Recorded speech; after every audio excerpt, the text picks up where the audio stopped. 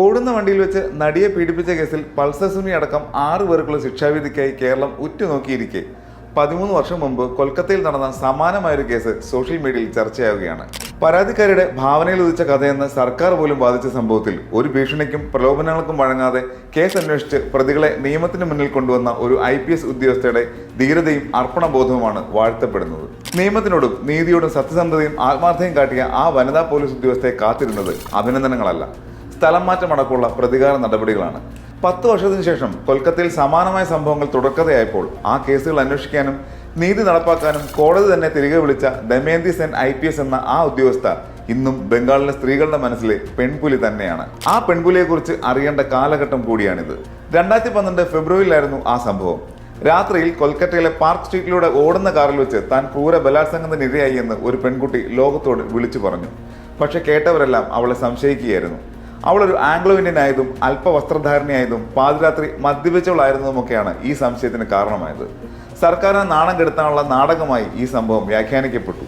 ഇതൊരു കെട്ടിച്ചമച്ച കഥയാണെന്ന് അന്നത്തെ മുഖ്യമന്ത്രി മമതാ ബാനർജി പോലും പറഞ്ഞു. നീതി ഉറപ്പാക്കേണ്ട സർക്കാർ തന്നെ പ്രതികൾക്ക് കവചമൊരുക്കുമ്പോൾ ഒരു പോലീസ് ഉദ്യോഗസ്ഥനും സത്യത്തിന് പിന്നാലെ പോകാൻ ധൈര്യപ്പെടില്ലെന്നും ഈ കേസ് ചവറ്റുകൊട്ടയിൽ വീഴുമെന്നും എല്ലാവരും കരുതി.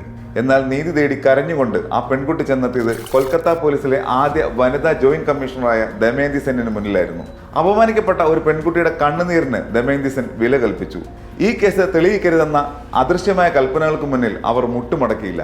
CCTV ദൃശ്യങ്ങളും വാഹനങ്ങളും ഓരോന്നായി പരിശോധിച്ചും സംശയം തോന്നിയവരെല്ലാം ചോദ്യം ചെയ്തും ആരെയും കൂസാതെ ആ കേസ് അന്വേഷിച്ചു. ഭരണ കേന്ദ്രങ്ങളിൽ നിന്ന് ഭീഷണികൾ വന്നിട്ടും അവർ പിന്മാറിയില്ല. ഒടുവിൽ മുഖ്യമന്ത്രി തന്നെ നാടകമെന്ന് വിളിച്ച ആ കേസിൽ യഥാർത്ഥ പ്രതികളെല്ലാം ദമയന്തി സെൻ നിയമത്തിന് മുന്നിൽ കൊണ്ടുവന്നു. വ്യക്തമായ തെളിവുകളോടെ അതൊരു ബലാത്സംഗം തന്നെയാണെന്ന് കോടതിയിൽ തെളിയിക്കുകയും ചെയ്തു.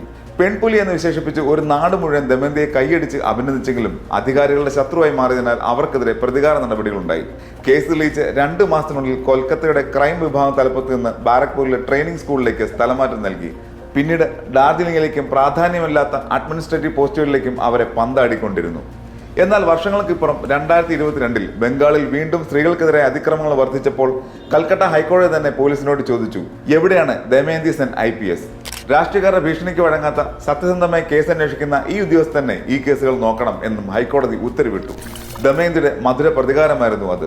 തന്നെ ഒതുക്കാൻ ശ്രമിച്ചവർക്ക് കാക്കിയുടെ വലുപ്പം തോളിലെ നക്ഷത്രങ്ങളിലല്ല, മറിച്ച് ഉള്ളിലെ സത്യസന്ധതയിലാണെന്ന് മറുപടി നൽകിയ നിമിഷം.